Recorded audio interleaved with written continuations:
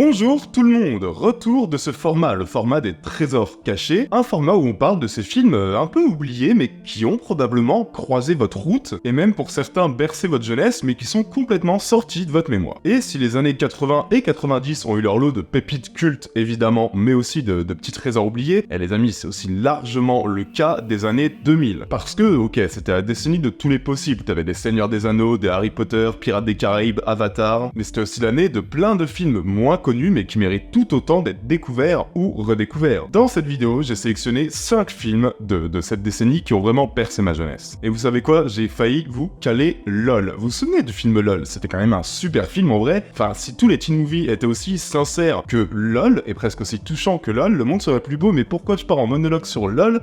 C'est peut-être pas le débat. Alors on commence par quoi, les pétards ou les capotes? Vous inquiétez pas, les films que j'ai en stock sont encore meilleurs que LOL, et vous allez vous régaler. C'est parti pour ces trésors cachés des années 2000.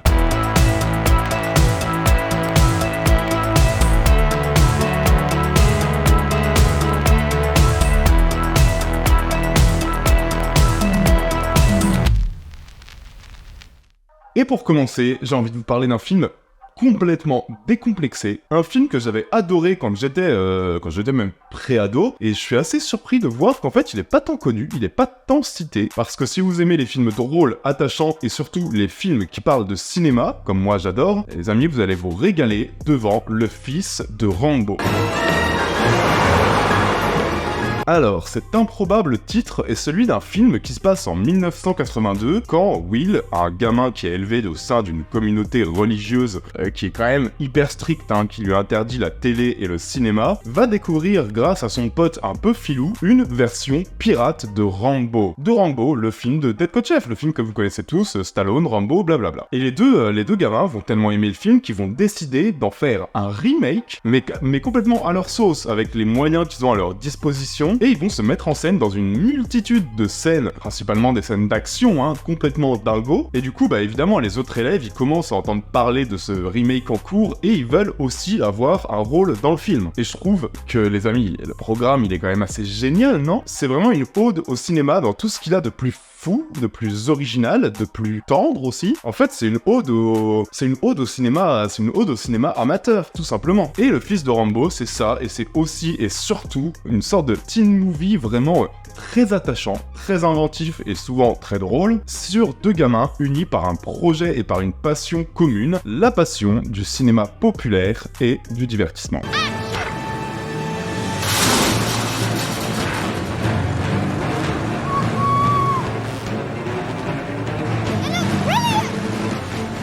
Et derrière cette espèce de légèreté apparente, il y a quand même, je trouve, une très très belle science de l'écriture, que le cinéaste nous prouvait déjà dans son film H2G2, puisque c'est le même cinéaste que H2G2, qui est vraiment un film complètement génial. Et H2G2, ce qui en a fait un excellent film à ce point-là, c'est quand même qu'il était d'une liberté folle et d'un humour pas sans rire, mais à mourir de rire, quoi. Et ici, bon, on est quand même un peu plus dans la retenue, mais ça n'empêche pas qu'il y a vraiment 1000 idées à la seconde, et qu'on retrouve aussi ce vrai amour des personnages, et ça, c'est vraiment particulièrement communicatif. En plus de ça, un vrai amour du cinéma fait main, chose à laquelle moi perso je suis vraiment toujours sensible, j'avais adoré Ne coupez pas, j'en avais même déjà parlé sur cette chaîne, je parle de l'original, je parle pas du remake de Hazanavicius qui passe complètement à côté de son sujet, ne serait-ce que par son concept même, mais je veux dire, moi j'adore qu'on parle de cinéma et qu'on montre une bande de freaks qui galèrent à faire du cinéma mais qui veulent le faire quand même parce qu'ils aiment ça. Et ici, voir des gamins qui n'ont que ça dans leur vie, c'est quand même particulièrement réjouissant. Alors parfois, ok, ouais, le film veut peut-être trop élargir, il se lance dans quelques thèmes qui va survoler un petit peu, notamment, voilà, le thème de cette étrange religion très très stricte et quasiment dogmatique, mais en fait, il y a quand même rien qui ne vienne tâcher la bonne humeur générale d'un film assez fou et assez jouissif, donc je suis vraiment hyper content de vous parler du Fils de Rambo pour commencer cette vidéo.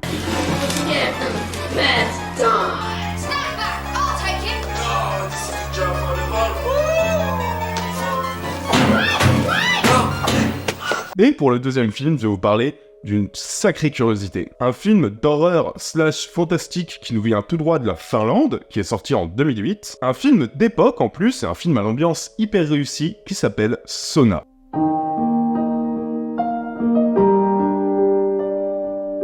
Ça se passe en 1585, alors que la guerre entre la Finlande et la Russie vient juste de se terminer. Et alors du coup, qui dit fin de guerre, dit forcément nouvelles frontières. Du coup, on envoie une délégation constituée de 2 frères finlandais pour définir ce que seront les nouvelles frontières post-guerre. Donc ces frères vont traverser des trous paumés, des paysages complètement désolés, et indirectement, dans leur périple, ils vont être responsables de la mort présumée d'une jeune gamine russe. Et le fantôme de cette gamine va les hanter alors qu'ils s'apprêtent à faire une halte dans un petit village quasi désert et un peu flippant. Et je trouve que rien qu'au synopsis, ça nous promet quand même déjà beaucoup de choses.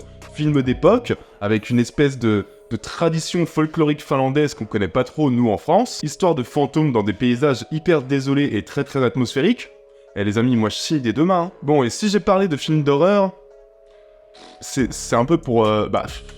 c'est un peu pour vous attirer, parce que c'est quand même un peu plus que ça, je trouve. Sona, clairement, il va faire rarement peur. Il préfère vraiment distiller une ambiance poisseuse et un peu morbide, qui est vraiment le gros point fort du film.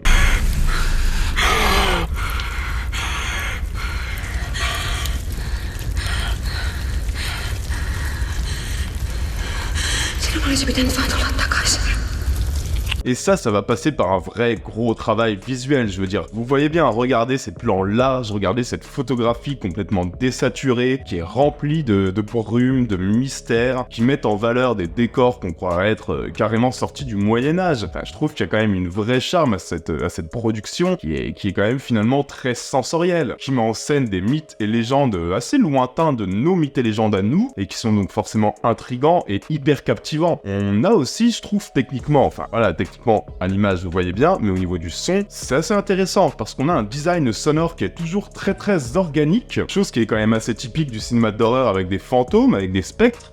D'ailleurs Présence le faisait assez bien récemment, mais ici on sait jamais vraiment trop si on est sur une histoire de spectre, de malédiction, de remords. C'est un film qui fait le choix d'être assez sobre dans l'irrationnel et dans son rapport au fantastique, et moi j'aime ça. J'aime aussi beaucoup ce rythme qui est très posé, qui est très lent, mais sans vraiment jamais être ennuyeux, j'insiste là-dessus. C'est un film qui est très ambigu, c'est un film qui prend le temps de développer son récit, de poser son cadre, et ça c'est un très très beau choix, Franchement, ça donne un film qui est idéal pour découvrir une autre culture et un contexte spatio-temporel qui tranche avec nos habitudes. Non, Sona, c'est une vraie belle découverte à faire.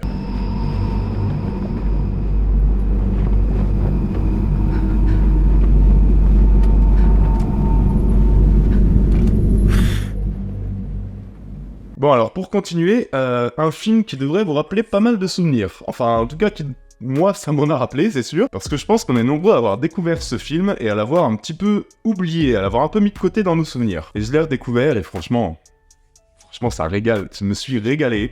Ce film s'appelle Une virée en enfer.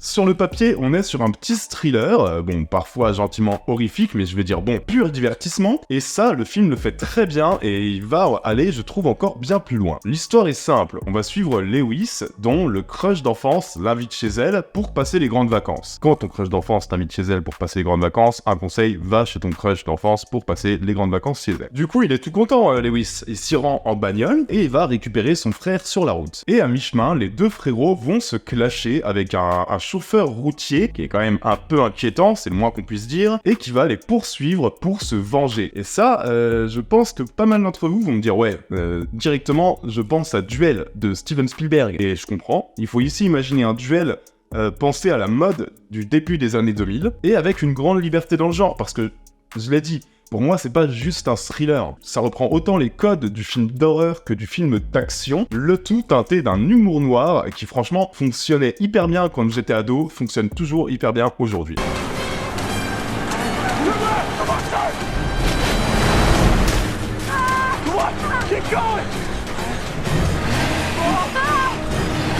Je trouve le film, en fait, franchement, même au niveau du ton, au niveau de l'écriture, mais même visuellement, quand même extrêmement bien foutu, les amis. Il est parfaitement réalisé par John Dahl, et surtout, il est parfaitement photographié. Je trouve qu'il y a quand même une science dans l'éclairage qui est très maligne, avec des lumières très très marquées et qui ne cherche jamais à se faire oublier. Et putain, j'aime tellement, moi, cet éclairage typique des années 90-2000 qu'on assume à fond. Je veux dire, le but c'est d'assumer les lumières, d'assumer l'éclairage, d'assumer les spots. On n'hésitait pas à styliser son film, parfois presque à outrance, mais tant que ça sert la métaphore, tant que ça sert le propos, on y va quoi. Et je préfère 1000 fois ça à cette espèce de réalisme désaturé à outrance qu'on retrouve partout actuellement, et même dans des genres qui ne s'y prêtent pas forcément, y compris la science-fiction. Ici, on est au début des années 2000 et ça se voit, le film a des séquences franchement étouffantes, parfois même franchement assez cruelles, il parvient à élargir son concept et à pas juste se cantonner à une course-poursuite en huis clos dans une bagnole, je veux dire ça va quand même plus loin, ça filme son poids lourd comme on filmerait un méchant de slasher, comme on filmerait Jason dans Vendredi 13. Franchement, bah là je l'ai revu pour cette chronique, je me suis rendu compte que c'est un film qui a quand même assez bonne presse, et je comprends pourquoi. Je suis hyper content que ce film soit apprécié à sa juste valeur, je pense qu'on est nombreux à l'avoir découvert en étant pré-ado et à l'avoir apprécié. Ça dure 1h30, c'est un pur divertissement, hyper honnête, hyper jouissif, c'est un pur film de dimanche soir. Si vous savez pas quoi regarder ce soir les amis, et si vous voulez vous faire plaisir en famille ou solo, les amis foncez, c'est le film pour vous.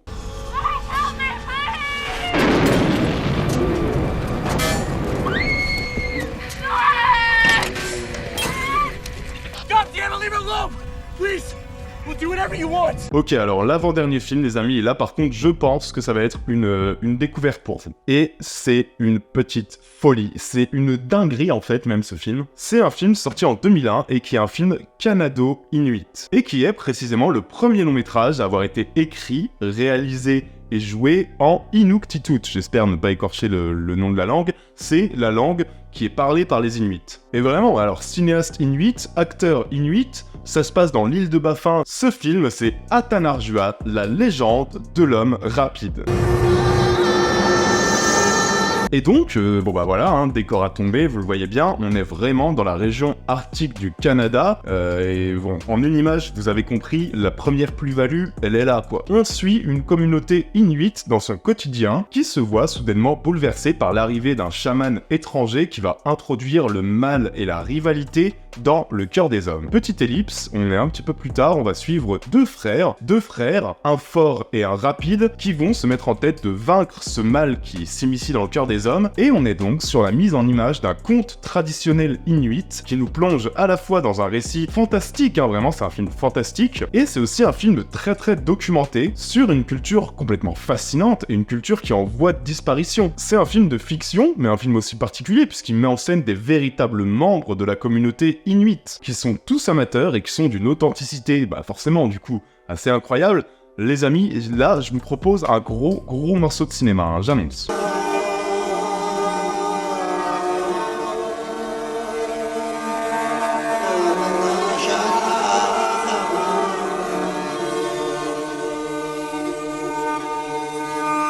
L'ampleur de ce film, c'est quand même assez spectaculaire. En vrai, c'est vraiment une fresque. En fait, c'est une fresque mythologique à laquelle on assiste, en fait. Mais cette histoire de sortilège qui se répercute sur plusieurs générations, elle est suffisamment universelle pour être suivie de tous, et on y retrouve tout. Je veux dire, on y retrouve de l'action, on y retrouve de l'amour, du suspense, du complot, des machinations, de la fatalité.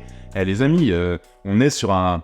Enfin franchement, on est sur un drame shakespearien, quoi. Et quand un film parvient à porter une telle ampleur et un tel récit, et en plus à l'enrober d'une vérité et d'une reconstitution hyper fidèle, hyper crédible, mais c'est normal parce que c'en est même pas une, tout est filmé sur place. C'est des costumes, c'est des décors, c'est des objets qui sont filmés tels qu'ils sont réellement. C'est un petit peu comme Murnau l'avait fait avec son dernier film Tabou, et c'était assez grandiose. Et si on a un cinéaste qui parvient à filmer la nature glaciale, mais d'une façon qu'un Inaritu dans The Revenant essaye bien de reconstruire sans jamais vraiment y parvenir. Et non, vraiment, quand un film est à ce point important et grandiose dans sa générosité, je pense qu'il faut se jeter dessus. C'est une merveille. C'est un film à découvrir absolument. Ça fait quand même un petit moment que je veux le caler sur Intercut, et je suis ravi de pouvoir le caler ici. C'est un film grandiose, et c'est une pierre angulaire du cinéma, vraiment.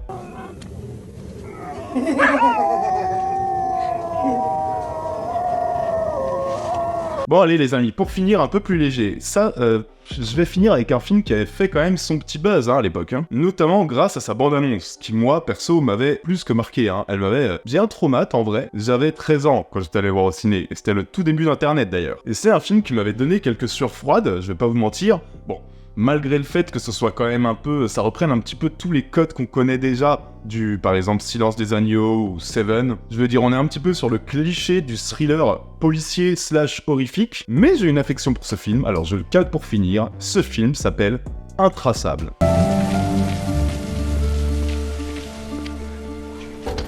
C'est vraiment le concept qui fait la force de Intraçable, en vrai. On va suivre Jennifer. Jennifer, elle est flic dans la section cybercriminalité du FBI, et elle a roulé sa bosse, Jennifer. Elle en a vu des trucs crades sur Internet. Mais là, c'est encore un autre niveau. Il y a un mec qui diffuse en direct des exécutions et des tortures, et qui invite les internautes à participer, en fait, tout simplement. C'est-à-dire que plus on est nombreux à regarder la torture, plus la torture devient horrible et impitoyable jusqu'à la mort de la personne. Et on n'arrive pas à le retrouver, ce qui est plutôt chiant, d'autant plus qu'il se met à menacer directement Jennifer et son équipe. Et à partir de là, bon, je pense que vous le sentez venir, un thriller un petit peu poisseux, thriller presque qui lorgne vers l'horrifique, totalement dans la veine de Seven avec une petite touche de Saw qui va bien. Enfin les amis, voilà, franchement ça coche toutes les cases. Et d'ailleurs, ça m'a rappelé aussi un film qui est sorti assez récemment, qui s'appelle Misanthrope, qui a aussi beaucoup été comparé au Silence des Agneaux. Là on y est aussi, franchement. On pourrait aussi le comparer à Longlegs, sauf que là c'est réussi et ça pète pas plus haut que son cul. Et Intraçable, c'est un film pour lequel j'ai franchement beaucoup de sympathie. Any American who visits the site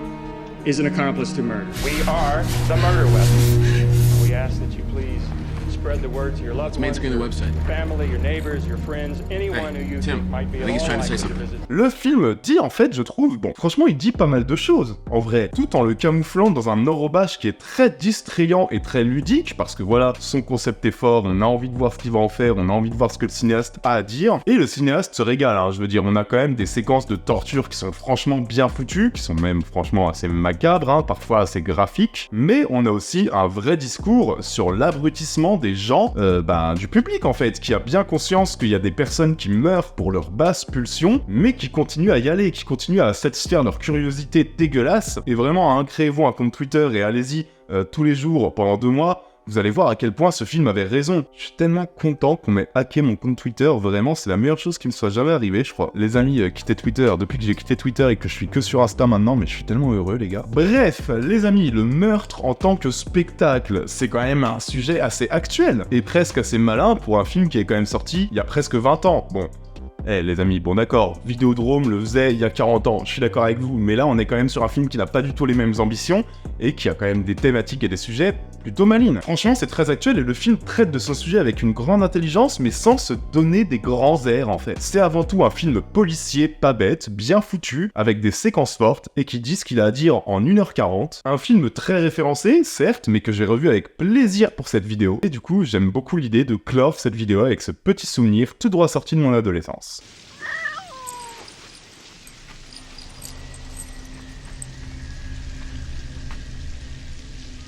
Mom, there's a video of our house on the computer.